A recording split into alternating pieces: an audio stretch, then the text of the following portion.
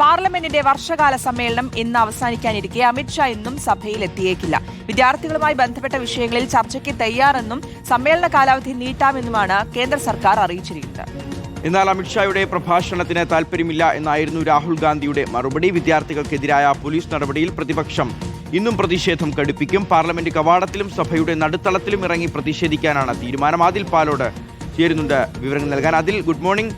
ഇതുവരെ ഇത്തരത്തിൽ ഒരു സംഭവം സ്വതന്ത്ര ഇന്ത്യയുടെ ചരിത്രത്തിൽ തന്നെ ഉണ്ടായിട്ടില്ല. ഒരു സഭാ കാലയളവിൽ ഉടനീളം പ്രധാനമന്ത്രിയും ഒപ്പം ആഭ്യന്തരമന്ത്രിയും മാറി നിൽക്കുകയാണ്. അതും അവർ മറുപടി പറയേണ്ട ഒരുപാട് വിഷയങ്ങൾ സജീവമായി രാജ്യം ചർച്ച ചെയ്തുകൊണ്ടിരിക്കുക. അപ്പോൾ ഇന്ന് അവസാന ദിവസമാണ് വർഷകാല സമ്മേളനത്തിൽ. ഇന്നത്തെ ദിവസം വരെ അമിത്ഷാ എത്താനുള്ള എന്തെങ്കിലും വിദൂര സാധ്യതയെങ്കിലും ഉണ്ടോ? അങ്ങനെ എത്തിയാലും എത്തിയില്ലെങ്കിലും അത് വലിയ പ്രതിഷേധത്തിന് വഴിവെക്കില്ലേ?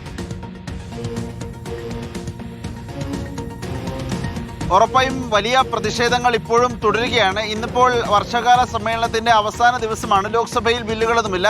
രാജ്യസഭയിലാകട്ടെ ഖനി ധാതു വിപുലീകരണ നിയന്ത്രണ ഭേദഗതി ബിൽ വരാനിരിക്കുന്നു.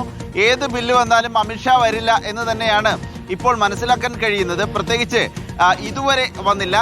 ഇന്നത്തെ ദിവസമായി പ്രത്യേകം വരാൻ സാധ്യതയുമില്ല. പക്ഷേ ഇപ്പോഴും അമിത്ഷായും ഒപ്പം BJP നേതൃത്വവും പറഞ്ഞുകൊണ്ടിരിക്കുന്നത് പോലീസ് അതിക്രമത്തിൽ വേണമെങ്കിൽ ചർച്ചയ്ക്ക് തയ്യാറാണ്. അമിത്ഷാ വന്ന് മറുപടി പറയാൻ തയ്യാറാണ്. പക്ഷേ ബഹളമല്ല വേണ്ടത്, ചർച്ചയാണ് വേണ്ടത്.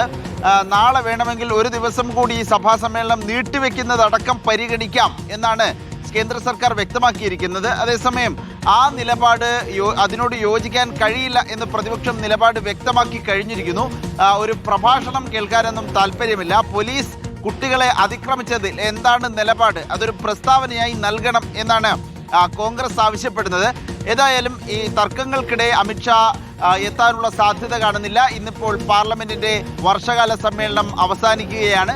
ചരിത്രങ്ങളിൽ തന്നെ അപൂർവമായിരിക്കും ആഭ്യന്തരമന്ത്രിയും പ്രധാനമന്ത്രിയും സഭയിലെത്താതെ, ഒരു ദിവസം പോലും സഭയിലെത്താതെ സഭാ കെട്ടിടത്തിലുണ്ടായിരിക്കെ ഈ രൂപത്തിൽ സമ്മേളനം അവസാനിക്കുന്നത്.